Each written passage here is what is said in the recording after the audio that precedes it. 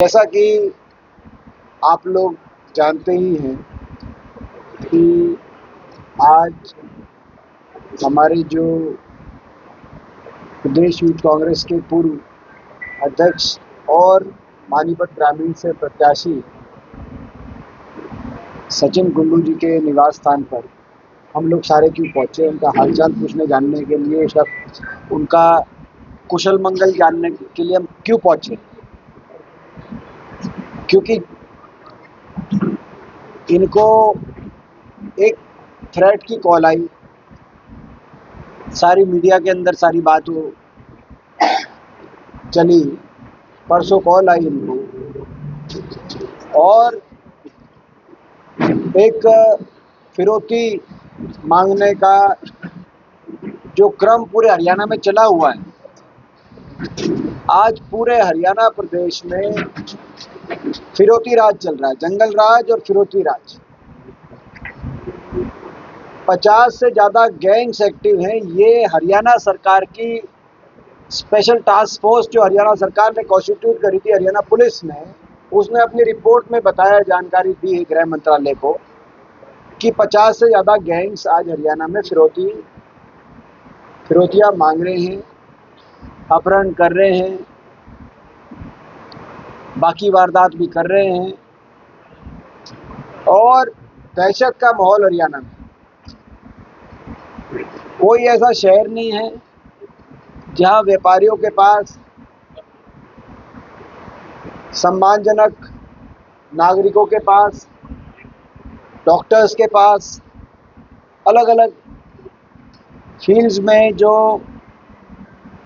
ऐसी हस्तियां हैं जो जानी मानी हैं उस शहर में, उस इलाके में, उनके पास फिरौतियों की कॉल ना आ रही। ये हालात बन गए प्रदेश के। प्रदेश में मुख्यमंत्री है नायब और कानून व्यवस्था है गायब। कानून व्यवस्था नहीं रह गई प्रदेश में। मुख्यमंत्री है नायब और गैंगस्टर्स के दिल में पुलिस का डर है गायब। ये हालात बन गए। खुलेआम हो रहा है जो हो रहा है। चौटाला राज में जेलों से फिरौतियों की कॉल आती थी और प्रदेश में जंगल राज का आलम था। जब 2004 में कांग्रेस की सरकार बनी, उस समय कांग्रेस की सरकार ने हुड्डा साहब के नेतृत्व में सबसे पहली प्राथमिकता कानून व्यवस्था को दी और एक नीति, सर्वघोषित नीति उस समय की गई कि या तो जो सारे इस तरह के असामाजिक तत्व हैं, या तो वो समाज की मेन स्ट्रीम में आ जाए अपराध छोड़कर, या वो हरियाणा ही छोड़ जाए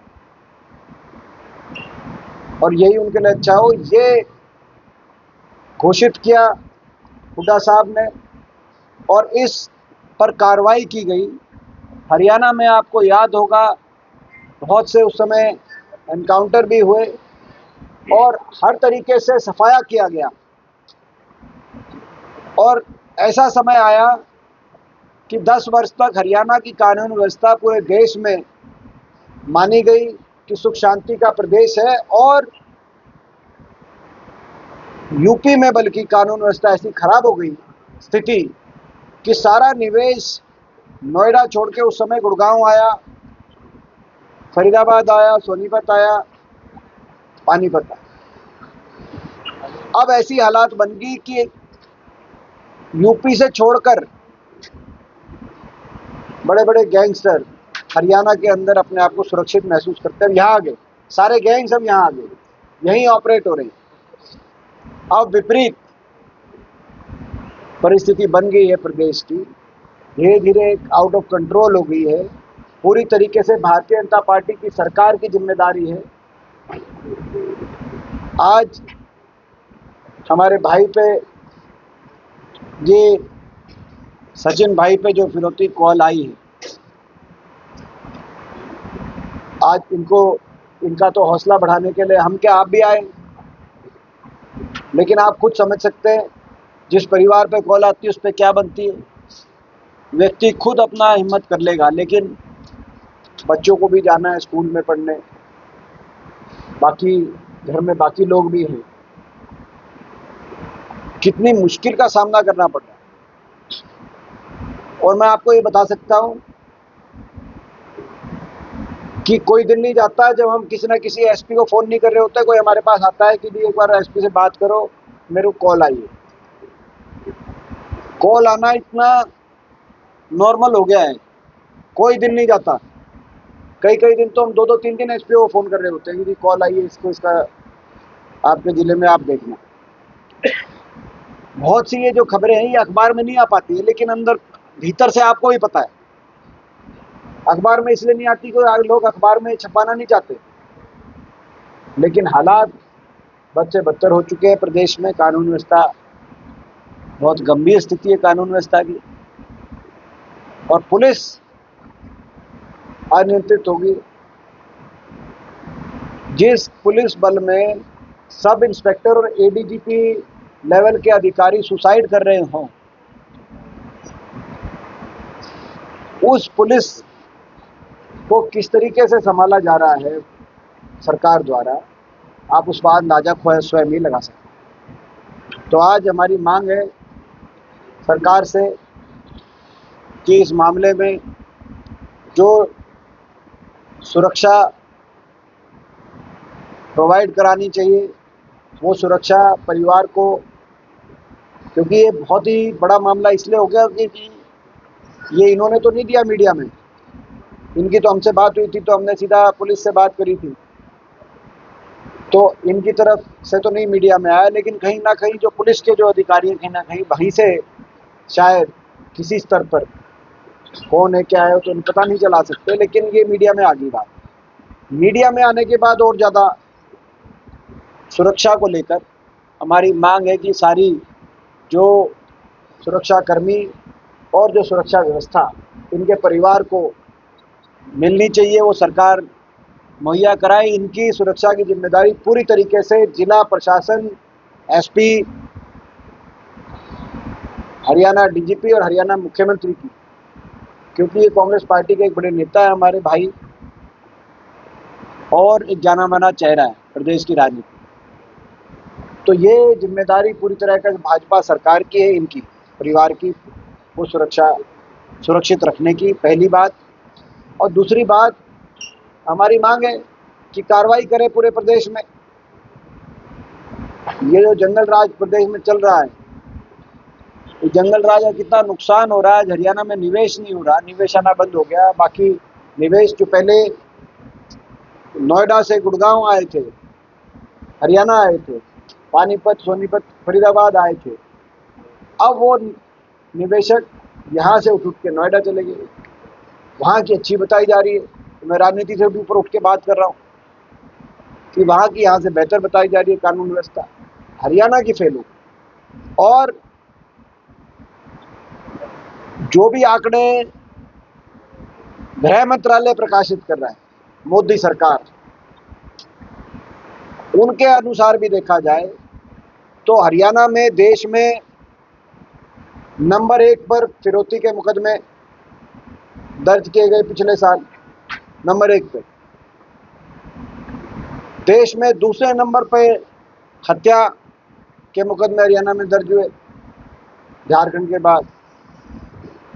देश में नंबर 1 पे अपहरण के मुकदमे दर्ज किए गए। देश में दूसरे नंबर पर बलात्कार के मुकदमे दर्ज किए गए हरियाणा के अंदर। तो ये आंकड़े, और ये 28 प्रदेशों के आंकड़े हैं, 28 प्रदेशों की तुलनात्मक आंकड़े भारत सरकार गृह मंत्रालय नेशनल क्राइम ब्यूरो रिपोर्ट के माध्यम से हर साल संसद में प्रकाशित करती। पहली मर्तबा ये है कि कहीं बिहार, यूपी बोलते थे कानून व्यवस्था, उनसे तो हरियाणा का हत्या दर, अपहरण दर, फिरौती के मुकदमों का दर, महिलाओं पे अपराध का दर, दलितों पे अपराध का दर देश में सबसे ज़्यादा अगर है तो हरियाणा में। इसीलिए मैंने कहा कि कानून व्यवस्था है गायब, मुख्यमंत्री है नायब। तो ये हमारी मांग है और ये सरकार इस पर कार्रवाई करे, जवाब दे। मुख्यमंत्री जी जवाब ही नहीं देते। मुख्यमंत्री जी तो हरियाणा की समस्याएं पूछे तो वो कभी बंगाल की बात करने लगते हैं, कभी पंजाब की बात करने लगते हैं। क्या करें? तो ये आपको क्वेश्चन हो तो आप निकाय चुनाव में 2 दिन रह गए, चुनाव प्रचार खत्म होने। हुड्डा साहब, राव नरेंद्र सिंह खुद मुख्यमंत्री लगे हुए हैं। कांग्रेस की क्या संभावना है? खासतौर पर 3 नगर निगमों के चुनाव है और 2 दिन प्रचार खत्म होने में रहे। कांग्रेस की क्या संभावना है? अच्छी संभावना है, कांग्रेस का अच्छा प्रदर्शन रहेगा। हमें पूरा विश्वास है कि लोग कांग्रेस पार्टी का साथ देंगे, विपक्ष को मजबूत करेंगे, क्योंकि ये जो भारतीय जनता पार्टी है इसके ट्रिपल इंजन ने भ्रष्टाचार के अलावा कुछ नहीं किया। आज एक बात साबित हो गई है प्रदेश में कि भाजपा के विधायक और मंत्री अपना जन्म सिद्ध नहीं, भाजपा सिद्ध अधिकार मानते हैं प्लॉटिंग करना, कॉलोनियां काटना, और भाजपा के पार्षद और मेयर अपना भाजपा सिद्ध अधिकार मानते हैं ठेकेदारी करना। कोई निगम नहीं जहां इतने बड़े बड़े घोटाले नहीं हो। निगमों में घोटाले होते हैं और प्रदेश सरकार इंक्वायरी तक नहीं कराती। तो एक इंजन से लूटते हैं और दूसरा इंजन संरक्षण देता है। ये जनता को समझ में आ गया है। जनता भाजपा के अहंकार को झटका देने के लिए और भ्रष्टाचार पर नकेल कसने के लिए, अंकुश लगाने के लिए कांग्रेस पार्टी को इन निगमों परिषदों के चुनाव में कांग्रेस पार्टी को के पक्ष में मतदान करेगी। लगातार मैं भी चुनाव प्रचार में लगा हुआ हूँ, जैसे आप जानते हैं, और आज भी इसके बाद अभी अम्बाला के अंदर हम जा रहे हैं। आपने बोला सर कानून व्यवस्था नहीं है, लेकिन हरियाणा पुलिस सरकार ये बोल रही है कि रोज एनकाउंटर किए जा रहे हैं, ऑपरेशन क्रैकडाउन भी चलाया हरियाणा पुलिस। एनकाउंटर के मामले तो सामने आ रहे हैं। नहीं, देखो अब वो कुछ कह रहे हैं तो आप, बात ये है कि आप मीडिया हैं और हम उम्मीद करते हैं स्वतंत्र मीडिया, गोदी मीडिया नहीं है, आप सरकारी मीडिया नहीं है, हम ये मान के चलते हैं। ये एक बेसिक हमारा आपसे उम्मीद रहती है और हम इसीलिए ये मानते हैं कि भाई आप जो सच्चाई है जनता की वो सवाल सरकार से पूछें, उनका जवाब का विपक्ष से नहीं पूछेंगे, वो तो जवाब देंगे ही। वो सरकार में वो ये थोड़ी कहेंगे कि भाई हमारी सरकार फेल होगी। लेकिन आप जो जनता के लोगों में जो जिस तरह के एक के बाद एक मामले आ रहे हैं, पानीपत में भी मामला एक और आया था, ये तो जो बहुचर्चित मामले हैं, वो जो जाके अपना पीछा छुटा के जो दे दुआ के, वो मामले तो आप लोग और तो पता ही नहीं, हमें तो बहुत तो ऐसे मामले ही पता है लेकिन हम बोल नहीं सकते।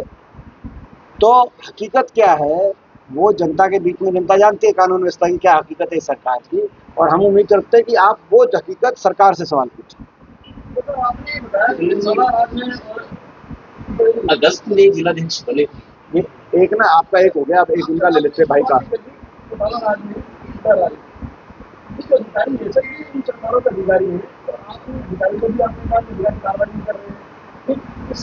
अधिकारी कौन से सरकार के अधिकारी होते हैं भाई, ये आपको किसने बता दिया? तो ऐसा नहीं, अभी तो आपका तो प्रश्न ही समझ में नहीं आया हमें। ये तो ये सरकारी अगर वैसे ही है और किसी सरकार का आप बदलने का फर्क ही नहीं पड़ता देश में, तो जो है ऊपर भी और नीचे भी क्या यूपीए की सरकार चल रही है? क्योंकि अधिकारी तो वही वहाँ भी होंगे। तो क्या, तो आपका सवाल आप सोचो वो क्या बीजेपी वाले मानेंगे कि भाई यूपीए की सरकार ही चल रही है, उसी नीति सरकार ही नीतियाँ बनाती है, अधिकारियों को तो सरकार निर्देश देती है।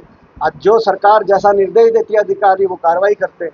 तो आप ना तो वो ये मानेंगे ना हम ये मानेंगे और ना ही जनता मानेगी कि सरकार का कोई फर्क नहीं पड़ता, अधिकारी चलाते हैं, ऐसा नहीं होता। एसपी पानीपत से बात हुई है, 3 दिन हो चुके हैं, सचिन कुंडू को धमकी मिली है, क्या आपकी वो एसपी से बात हुई और क्या कार्रवाई प्रशासन ने की? एसपी पानीपत से हुड्डा साहब की भी बात हुई है और मेरी भी बात हुई है, और तो हमारी बात हुई है, हमें आश्वासन दिया है, आश्वासन तो मिला है लेकिन ठोस कार्रवाई भी हो, ये हमारी मांग है। और सुरक्षा की व्यवस्था भी हो, सुरक्षा की जिम्मेदारी, जैसे मैंने कहा कि एसपी पानीपत, प्रशासन, पुलिस प्रशासन Panipat, Haryana police, DGP Haryana police और हरियाणा सरकार, मुख्यमंत्री हरियाणा सरकार, इनकी सुरक्षा की जिम्मेदारी है। ये हम जब तक कार्रवाई नहीं होगी, कुछ नहीं आएगा, तो अभी कोई ठोस का माहौल पूरे परिवार में बना रहेगा। ठोस कार्रवाई अभी कुछ नहीं है। अभी केवल आश्वासन मिला है, और आश्वासन पे अभी ठोस कोई कार्रवाई जब होगी तो आपकी जानकारी में आई जाएगी। आज पानीपत आए एसपी से मिलेंगे, कुछ है ऐसा प्रोग्राम आपका नहीं, जाने अभी का? मिलने का नहीं है कार्यक्रम, लेकिन बात करने की आवश्यकता होगी तो अभी बात करेंगे। बात अभी दोबारा करूंगा। अभी बात करने की एसपी पानीपत से एक बार अपनी प्रेस वार्ता के बाद मैं दोबारा बात करूंगा। पहले भी बात हुई, उन्होंने आश्वासन दिया था, और अब इसके बाद प्रेस वार्ता के बाद मैं दोबारा बात करूंगा। ये तो उन्होंने लाइन कॉपी करी थी, ये तो हुड्डा साहब की लाइन कॉपी करी थी। वो कभी किसी की लाइन कॉपी करते हैं, कभी किसी की लाइन कॉपी करते हैं। तो ये वाली लाइन उन्होंने हुड्डा साहब की लाइन कॉपी करी थी, लेकिन हुड्डा साहब ने उस पर कार्रवाई करके दिखाई थी। और हरियाणा के अंदर कोई ना गैंग्स बचे थे, ना गैंगस्टर बचा था। जैसे मैंने कहा था, चौटाला राज की बात कर रहे थे, चौटाला राज में फिरौतियों के कॉल आते थे जेलों से। अब इनकी सरकार में फिरौतियों के कॉल आ रहे हैं जेलों से भी और विदेशों से भी। विदेशों का नंबर से कोई कॉल आए तो हरियाणा के नागरिकों को मैं कहना चाहता हूं, नंबर मत उठाएं। अगर विदेश का नंबर प्लस लिख के और अलग अलग देशों से कॉल आ रहे हों, +91 छोड़कर बाकी किसी भी प्लस देश और लिख के विदेशों से कॉल आ रहे हों, तो हरियाणा के नागरिक नंबर ना उठाएं। ये गैंगस्टर्स के कॉल, फिरौतियों के नंबर तो इन्होंने भी नहीं उठाया था, तो वॉइस मैसेज आ गया। तो बात आपकी ठीक है, लेकिन कहने का मतलब लो भाई, सही बात है, वॉइस मैसेज भी आ जाएगा, वो बाकी और भी तरीकों से पहुंचाएंगे मैसेज। लेकिन ये हालात बन गए। मेरा कहने का तात्पर्य ये था कि हालात ये बन गए हैं कि विदेशों से जो कॉल आता है, तो हरियाणा कोई प्रतिष्ठित नागरिक, कोई भी प्रतिष्ठित नागरिक, आपके जो मीडिया के जो चला रहे हैं ना, आप अपने मालिकों से भी पूछना, विदेशों से कॉल आता है तो उठाते नहीं है, डर जाते हैं कि टेंशन हो जाती है कि भाई ये किससे का कहीं ऐसा कॉल तो नहीं आ रहा। ये हालात है हरियाणा में, और हरियाणा को सेफ हेवन मान लिया। ये जो आप कह रहे थे कि भाई कह रहे ना, हरियाणा को सेफ हेवन मान लिया। ये जो ज़्यादातर गैंगस्टर्स हैं जो हरियाणा को अपनी कार्य क्षेत्र बना रहे हैं, बहुत से हरियाणा के भी हैं, लेकिन बाकी कोई पंजाब का है, कोई राजस्थान का है, कोई यूपी का है, वो बाकी जगह से अपने आप को हरियाणा में सुरक्षित महसूस करते हैं। जनता असुरक्षित और गैंग सुरक्षित, हरियाणा पुलिस। और ये भी हमारा आरोप है कि कहीं ना कहीं पिछले कुछ वर्षों में हालात इसलिए इतने खराब हुए हैं कि इन गैंग्स में बहुत से गैंग्स को संरक्षण दिया गया है, सरकारी संरक्षण मिला है, पुलिस द्वारा संरक्षण दिया गया है, राजनीतिक संरक्षण भाजपा द्वारा दिया गया है इनमें से बहुत से गैंग्स को। किसी का नाम और गैंगस्टर्स को ऐसा है कि जैसे मैंने कहा कि इनमें से बहुतों को सरकारी संरक्षण दिया गया है, और ये हमारा आरोप है। नहीं, इतने हालात खराब नहीं होते, और ये अंदर से सबको पता भी है। दीपेंद्र जी, आपने आरोप तो लगा दिया, आरोप को सिद्ध तो कर दो, कोई कहता नाम तो बता दो। ऐसा है कि आप ही डर के माहौल में है क्या? ऐसा है, जो बात मेरे को कहनी थी मैंने कही। सरकार को इस बात का जवाब देना चाहिए कि हरियाणा में क्या हुआ। जवाब सरकार को देना चाहिए कि आज के इस बिगड़े हालात के पीछे कौन है, कैसे की सरकार की क्या जिम्मेदारी है। और ये सरकारी संरक्षण का जो मेरा आरोप है, पुलिस द्वारा संरक्षण का मेरा आरोप है, बड़ा भारी पुलिस का संरक्षण है, मिला है, उसमें कोई दो राय नहीं है। ये छुपी हुई बात हरियाणा वासियों के सामने नहीं है। तो ये इस बारे में सरकार को अपना जवाब देना चाहिए। आपको लगता है इसलिए सरकार जो है शिकंजा नहीं फैसला चाह रही इन गैंगस्टरों पर? मैं आपको ये भी बता रहा हूँ, कई जगह ऐसे मामले सामने आए हैं कि पुलिस वाले बैठ के अपना वो कराते हैं, सेटलमेंट कराते हैं, फैसला कराते हैं पुलिस वाले। मैं एक सच्चाई बता रहा हूँ आपको। सवाल इसीलिए मैं आपको कह रहा हूँ कि हमारी उम्मीद है कि जनता की सच्चाई के सवाल आप सरकार से पूछो, और पुलिस वाले बैठ के फैसला कराते हैं कि भाई इतना मांग रहे इतना। ये भी बातें आई हैं सामने, और मैं क्या बताऊँ आपको, इससे ज़्यादा क्या बताऊँ। पुलिस का संरक्षण प्राप्त होगा और ऐसे में कार्रवाई पुलिस ने करनी है।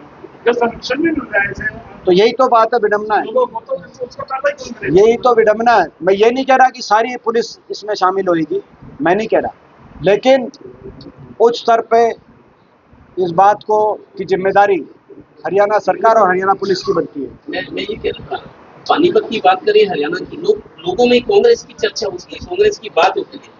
अगस्त में जिलाध्यक्ष बने थे, आज 9-10 महीने हो गए, लेकिन फील्ड में वर्किंग नहीं है। लोगों को ये बात ऐसा नहीं शांति है है कि आप पब्लिक में जाओ, ऐसा- पब्लिक के दुख सुख सुनो। मतलब देखिए, जिलाध्यक्षों को जो काम मिला है, पार्टी के जो आदेश कि आपको हम आजकल क्या एक बड़ी अच्छी चीज है कि आजकल है सोशल मीडिया। सोशल मीडिया पे जो फील्ड में आता है ना, उसकी पोस्ट डल जाती है। अगर महीने में 20 दिन कोई फील्ड में हो, मैं पानीपत के अध्यक्षों की कह सकता हूँ, वो पोस्ट आप तक पहुंचा देंगे। तो उसके बाद आप बीजेपी के जिला अध्यक्ष कितने दिन फील्ड में थे और कांग्रेस के कितने दिन फील्ड में थे, मैं आपको ये आज अभी दोनों की पोस्ट दिखा दूंगा। आप मगर एक वायदा करो, आप कल छाप दोगे कि भाई कांग्रेस वाले तो थे भाई बिल में, आप फिर कम से कम एक तरफा नहीं दिखाओगे, आप हमारी बात। फील्ड में कांग्रेस के हमारे जिलाध्यक्ष डटे हुए हैं, जनता की लड़ाई हम लड़ रहे हैं। हम एक दिन भी घर नहीं बैठते, मैं स्वयं एक दिन घर नहीं बैठ रहा, एक दिन। तो हम जनता के इश्यू उठा रहे हैं, लड़ाई लड़ रहे हैं। विपक्ष की जो आज के दिन देश में प्रजातंत्र का गला घोट के सत्ता पे काबिज होने के जो प्रयास सत्तारूढ़ दल द्वारा किए जा रहे हैं पूरे देश में, इसमें विपक्ष को मजबूत जनता को करे। जनता से भी ये आग्रह है, और आप लोग भी विपक्ष की आवाज को जब हम फील्ड में जाएं उसको बढ़ चढ़ के दिखाएं, ताकि सरकार पे चेक्स एंड बैलेंसेस बढ़े। पद से कमल दीवान जी चुनाव जीतेंगे, हमें पूरा विश्वास है। मैं सोनीपत से ही आया हूँ और अम्बाला जा रहा हूँ, और अम्बाला में भी जीतेंगे। सर, आपकी सरकार होगी तो गैंगस्टरों का इलाज करेंगे? हमने करके दिखाया था, जो करके दिखाया था वही करेंगे। किस तरह करेंगे सर? आप जो करके दिखाया था वो करेंगे। जो आप, मेरा जवाब है ना, ये जवाब हरियाणा वासियों को समझ में आएगा। जो करके दिखाया था उनका सरकार में, कांग्रेस की सरकार में, हरियाणा में गैंगस्टर्स का जो सफाया हुआ था और कानून व्यवस्था की स्थिति देश में सबसे बेहतर हरियाणा में हुई थी। सुख शांति का राज था, जिसमें सबसे ज्यादा निवेश हरियाणा में उस वजह से आया था। वही हमारा एक ये मुद्दा है, जो करके दिखाया तो करेंगे। सब लगातार फील्ड में काम कर रहे हैं आप 2 दशकों में, 3 दशकों में, लेकिन कहाँ चूक रह जाती है सरकार? अब तक कहाँ? देखिए, अब इस बात पे आए, देखो लोगों ने साथ देने में कसर नहीं छोड़ी, आकर 2 दशकों में से फील्ड में कर रहे, सही बात है। इसीलिए देश में 545 में इस बार भी दूसरे सबसे बड़े मार्जिन से लोगों ने लोकसभा में मुझे भेजा है, और देश में सेकंड हाईएस्ट मार्जिन रहा। 5वीं बार मैं देश की संसद में, मेरी आयु में इसको अवसर नहीं मिला। 5वीं बार जाके मैं लोगों पे मेरी जिम्मेदारी लगाई, मैं पहुंचा हूं, और वाराणसी और बनारस से भी दुगने से ज़्यादा मेरा मार्जिन था लोकसभा चुनाव। लेकिन उसके बाद सत्ता में आने के बाद भारतीय जनता पार्टी ने जो पिछले विधानसभा चुनाव हुए, उनमें जिस तरह के सारे, जो हमने शुरू में हम कह चुके हैं कि हर तरह की साम दाम दंड भेद का प्रयोग, हर तरह की व्यवस्थाओं, जो नायब सिंह जी ने कहा कि व्यवस्थाओं से सरकार बना लेंगे। जब उनसे पूछा कि भाई लोगों में तो दिख नहीं रहा माहौल गिनती से एक दिन पहले, तो उन्होंने जो जवाब दिया कि भाई व्यवस्थाओं से, हमारे पास सारी व्यवस्थाएं हैं, सारे इंतजाम कर लिए, सारी व्यवस्थाएं, सरकार बन जाएंगी, चिंता ना करें। तो ये व्यवस्थाओं से बनी हुई सरकार है, व्यवस्थाओं से जन भावनाओं को हरा के बनी हुई सरकार है। चुनाव आयोग से मिलीभगत करके हर प्रकार से चुनाव के नतीजे को प्रभावित करने की व्यवस्थाएं, वोट चोरी से लेकर और हर तरीके तक चुनाव आयोग का पक्षपात, भ्रष्टाचार से अर्जित अपार काला धन का चुनाव के अंदर दुरुपयोग, मीडिया के जो बड़े सारे चैनल्स हैं उनको एक तरफा, उन चैनल को नियंत्रित करके, मैं बड़े चैनल्स की बात कर रहा हूं, और एक तरफा भाजपा के एजेंडा का प्रचार 24 घंटे, ये प्रजातंत्र में जो लेवल प्लेइंग फील्ड है वो नहीं आज बची। ये मुख्य कारण है। मैं सवाल पूछना चाहता हूं, क्या कारण है कि आज भारतीय जनता पार्टी के बैंक खाते में तो 15,500 करोड़ और कांग्रेस के बैंक खाते में 133 करोड़, 15,500 करोड़, ये तो बैंक खाते में डिक्लेयर्ड है। जो अनडिक्लेयर्ड कैश काला धन जो डिक्लेयर्ड नहीं है उसके कितने कुबेर पे बैठे हैं ये आप अंदाज़ा लगा सकते हो। तो जब इतना बड़ा, मैं आप लोगों से भी सवाल पूछता हूँ, देश के प्रदेश के हर जिले में 5 स्टार होटलों जैसा भाजपा का दफ्तर बन गया है, जो कांग्रेस नहीं कर पाई 75 साल में भाजपा ने करके दिखाया है। अब कह रहे ब्लॉक पे भी बनाएंगे उसी स्तर पे।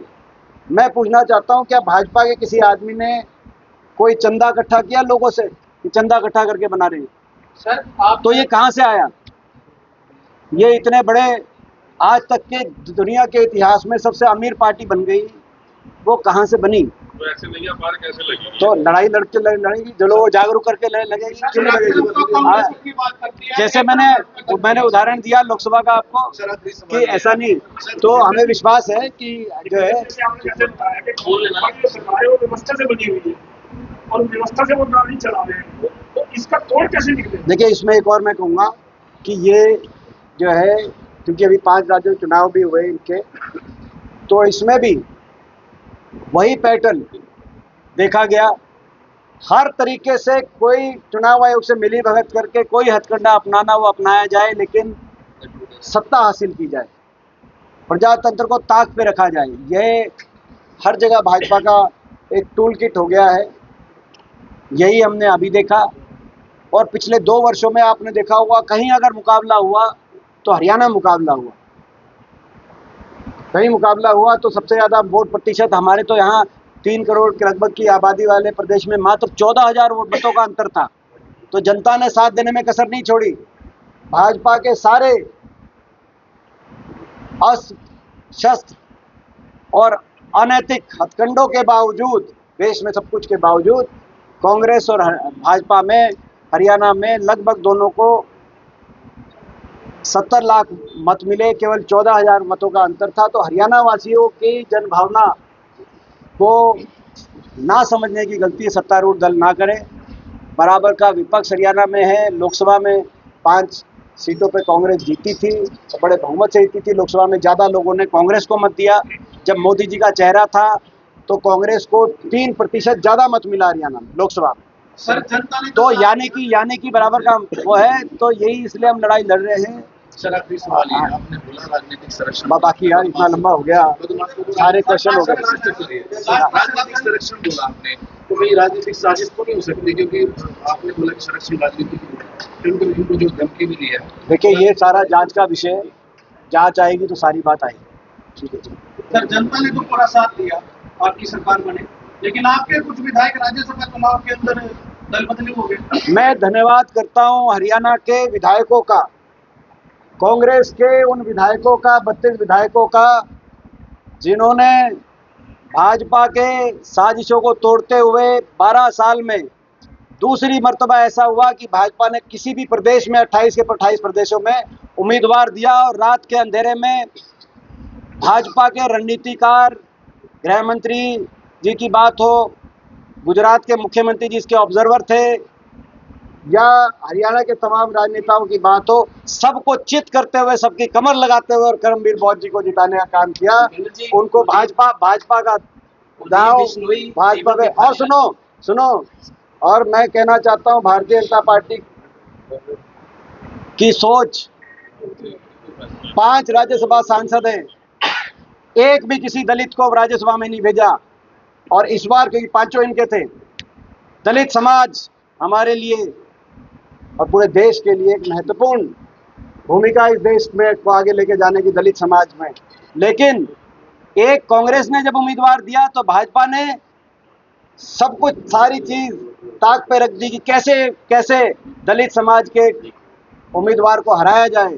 रात के अंधेरे में प्रजातंत्र को का गला घोटना, हत्या करने की कोशिश करी। वो प्रजातंत्र की हत्या नहीं थी, वो एक दलित समाज के उस बेटे को राज्यसभा में पहुंचने से रोकने की साजिश थी, जो भाजपा की असली सोच दिखाई दी। लेकिन फिर भी हमने उस साजिश को फेल करने का काम किया और अपने भाई करमवीर बौद्ध जी को राज्यसभा में पहुंचाने का काम किया। देखिए, जो कहा गया है स्वर्गीय भजनलाल जी के बारे में, भारतीय जनता पार्टी के राज्यसभा सांसद और उनके प्रदेश अध्यक्ष द्वारा बेहद निंदनीय है। स्वर्गीय भजन लाल जी का अपना एक स्थान था प्रदेश की राजनीति में, और प्रदेश की को आगे लेके जाने में उनकी एक भूमिका थी। वो एक बार नहीं, एक बार से ज़्यादा मुख्यमंत्री के रूप में रहे, यानी कि लोगों ने उन्हें दोबारा मौका दिया, तो उनका एक बड़ा योगदान था। उनके बारे में इस तरह के हल्के शब्द इस्तेमाल करना, ये भाजपा का जो कार्यशैली है उसी का ये हिस्सा है।